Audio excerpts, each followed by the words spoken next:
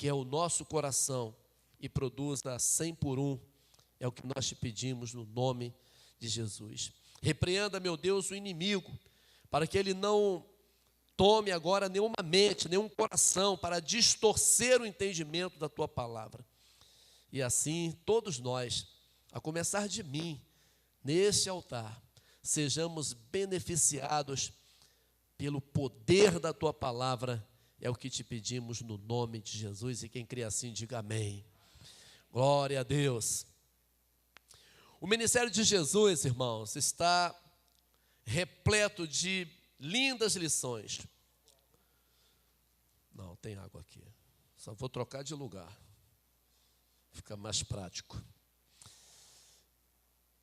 O ministério de Jesus está repleto de muitas lições para nós. E para qualquer que quiser e tiver a condição de acreditar na palavra de Deus. Porque eu creio que todas as manifestações de poder e milagres feitos por Jesus têm um objetivo. Nada que está na Bíblia é fora de propósito. Tudo que está na Bíblia tem um propósito. Então nós vamos, nesse episódio narrado por Mateus, aprender tanto com Jesus quanto com Pedro, que se aventurou na liquidez e insegurança das águas revoltas e do vento impetuoso, desafiando-se a andar sobre as águas debaixo de uma ordem dada por Jesus. Vamos aprender primeiro com Jesus, um pouco com Jesus. Primeiro eu gostaria de analisar com vocês uma atitude de Jesus, que não foi somente nesse momento. Em muitos outros momentos na Bíblia você lê que Jesus se destacou, saiu do ambiente tumultuado, barulhento, e se dirigiu para um lugar para orar. Então era uma prática no dia a dia de Jesus, a oração. E Jesus precisava orar, não é? Pensa, ele era o Filho de Deus, na verdade era o próprio Deus encarnado, porque o Verbo se fez carne e habitou entre nós. Ele era o Messias, o ungido. Para que ele orava então? Entenda muito bem uma coisa. Jesus declarou em algum momento que ele operava os milagres e ele fazia toda a obra do Pai, não era porque ele era Deus, e sim porque Deus estava com ele.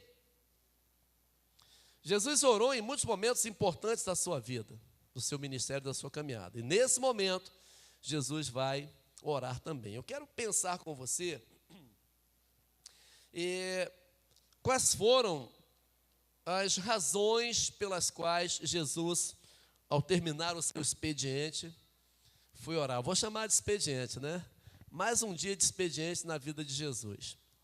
Multiplicou pão, e depois de toda aquela multidão comerem, mais de 5.000 pessoas, e depois ele diz que ele ainda atendeu as multidões, despediu as multidões, e tendo feito isso, ele saiu daquele ambiente, foi para um lugar sozinho orar, falar com Deus.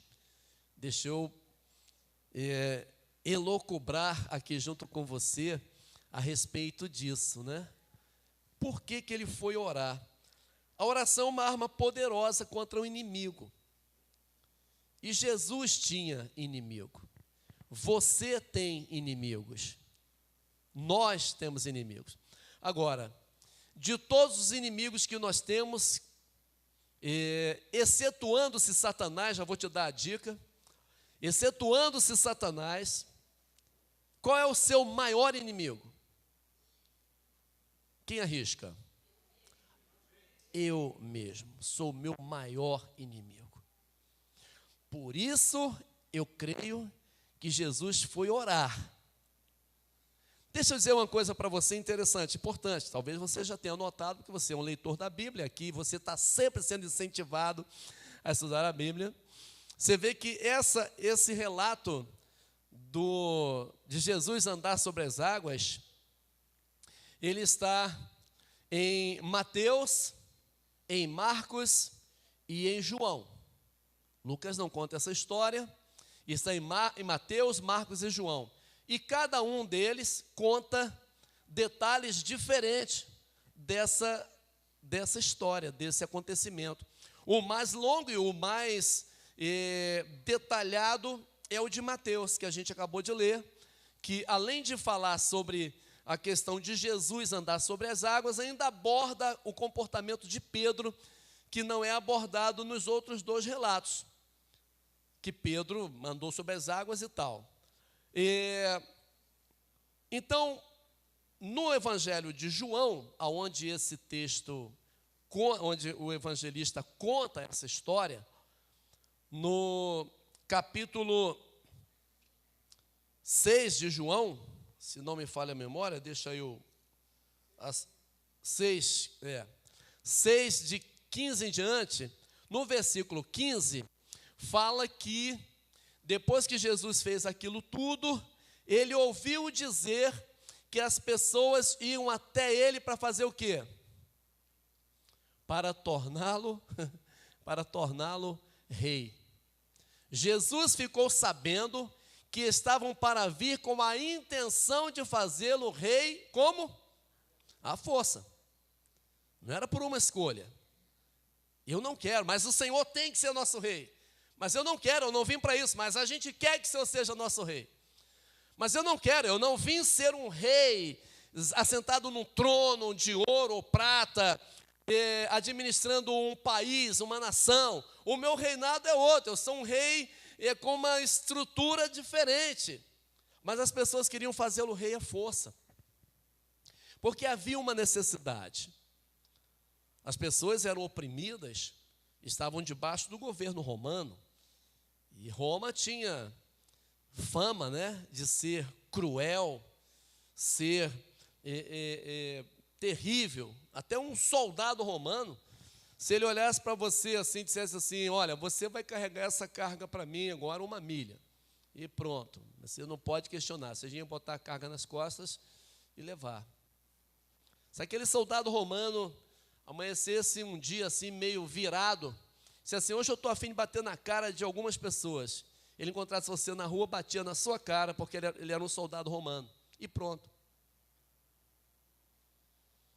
E essa opressão que marcava a vida desse povo, os fazia procurar saídas, e viram em Jesus essa possibilidade. Só que eles enxergaram Jesus de uma outra forma.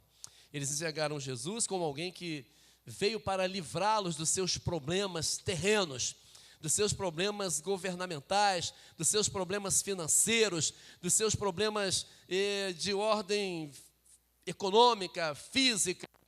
Jesus, claro, veio e livrou muita gente desses problemas. Curou o leproso, abriu os olhos dos cegos, abriu o ouvido dos surdos, fez mudo falar, coxo andar, libertou cativos de muitas formas, de muitos jeitos. Mas, acima de tudo, Jesus Cristo veio livrar o homem da condenação eterna, da morte eterna, do pior da sua vida, que era a morte eterna. As pessoas, então, queriam arrebatar Jesus, levá-lo, quem sabe, para o centro de Jerusalém, levá-lo na capital do poder e dizer: aqui está o nosso rei, um homem que transformou 5 pães e 2 peixes e deu comida a mais de 5.000 pessoas, então esse vai ser o nosso rei. Então Jesus sai daquele ambiente tóxico que lhe afagaria, que lhe massagearia o ego, a sua humanidade, e ele sai daquele ambiente perigoso para ele, e ele vai para um espaço buscar força, buscar poder, orar, buscar a face do seu Pai. Ele vai orar, porque eu creio que o maior inimigo de Jesus era ele mesmo também, era a sua humanidade também. Se não, vejamos, quando ele estava no Getsêmani, sendo pressionado, qual foi a oração dele? Pai, se possível, passa de mim esse cálice.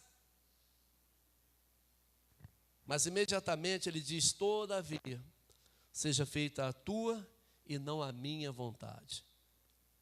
Então, quando você vir que você está sendo tentado. Entenda isso. Não é na maioria das vezes, não. Todas as vezes que você estiver